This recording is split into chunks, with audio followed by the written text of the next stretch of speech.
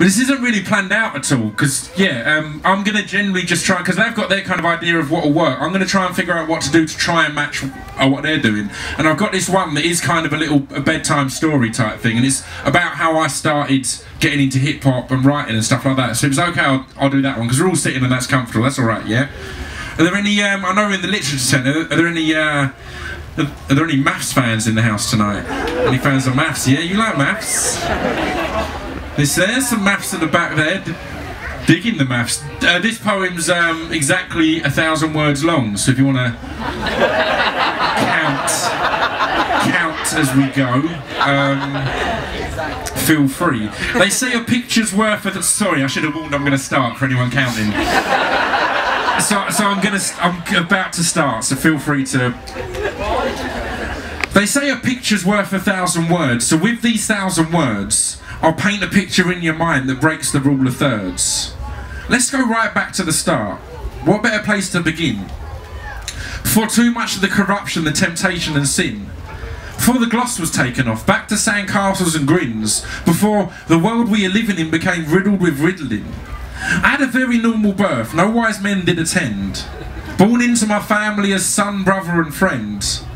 I had a normal start to life with a very normal infancy, and over the years many events did influence me, but there's one that stands out now of a special place in my mind, and the more times I think back, the more new memories I find. When I was 4 years old, out in France I almost died. A wave swept up to the shore and took me back for the ride, and in that moment of fear I gazed below normal tide. That's when the depths of the ocean showed what was really inside. I saw a man sat just below the surface on a rock, and his wisdom-filled gaze withdrew panic and shock, and unlocked an inner calm that let me float down to his depths without any flailing, shaking arms or panic-filled breaths. I'd swear we sat for hours before words were introduced, just relaxing in a world below the fights and the abuse, below the weapons of war, below the cars and the ships, and when he felt I understood, he slowly parted his lips. "The pen is far mightier than the sword," he said, as he stabbed his pen in my leg and the ink mixed with the red. "This action I inject the gift of knowledge instead of all the other cluttered thoughts that will clog up your head. But if at any point you take the spoken word just for granted, these words will stick in your mouth and fall out broken and parted." It didn't hurt for some reason, but I felt a change inside. And I hadn't really understood what his words had implied. I thought I'd wait for his next words with my mind open wide, and with the guidelines that he gave me I would try to abide. Again, much time passed, with silence being the topic, but the serenity was such bliss I had no words that could stop it. Then, after what seemed like a lifetime had passed, he stopped and looked right through me like I was made up of glass. And at that very moment I was grabbed from this landscape. As I left this wise old figure I quickly prompted a handshake, and I was carried back to shore, my life saved by my own dad, with no memory at the time of the experience I'd just had.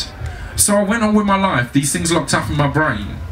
Grew up no different from the rest, everything remained the same, until one day I realised that sometimes my own speech was erratic, like the needle on my record would get all caught up and static. And at school this affliction didn't make things too easy, and easy targets so the kids would sometimes laugh at and tease me. I guess there's no denying it made me stand out from the rest, but that kind of thing has never fazed me. I just took it in jest. Sure, the broken stammers of a youth can bring some attention, but the sympathy of a teacher can get you out of detention. And this continued until I reached a certain age, until I started to thrive for knowledge from every word and every page. All of a sudden these words would just flow off of my tongue, and when I got bored of how one sounded I'd just learn a new one. I started listening to all these people who showed great use of each word, feeling the buzz with every single line from Gill that I heard. The way he manipulated language and really made it develop, as he told another story from 125th Street in Lenox, and Mr. Mojo Rising, the American poet, had enraptured my mind with words and would never know it. I'd sit in my room for hours just listening out for every underlying meanings in the words he would shout, and then I'd put on the specials to hear their social commentary. You couldn't help but get drawn in, sometimes even involuntary, and the way that Rakim would take my mind on a journey to a different kind of lifestyle and scene that never used to concern me. A completely different world to the one that I lived in, but I connected to the language and the passion within him, so I started to write, inspired by those here before me. I found an outlet for my thoughts, a way of telling my story, so I wrote and I wrote until I felt it was time to put some of this stuff on record, and then I started to rhyme. And once I started climbing, I knew there was no way I could slip. And that's the one true birth of this here Scroobius Pip. The one with the leather ties and weathered eyes, whose 37 clever lines left 37 severed minds. The one that speaks but never lies, and sometimes fails but always tries. The more he writes, the more he finds it pays to bleed between the lines. They say a picture's worth 1,000 words, so with these 1,000 words, I'll paint a picture in your mind that breaks the rule of thirds. They say a picture's worth 1,000 words, so with these 1,000 words, I'll paint you one big picture in your mind that breaks the rule of thirds. Cheers.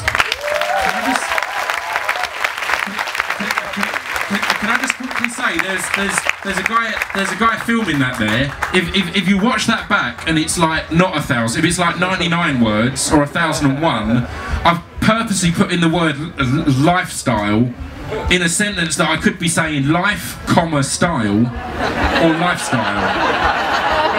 So if it's over or under, just adjust it in that way and then it fucking fits, alright? So cheers.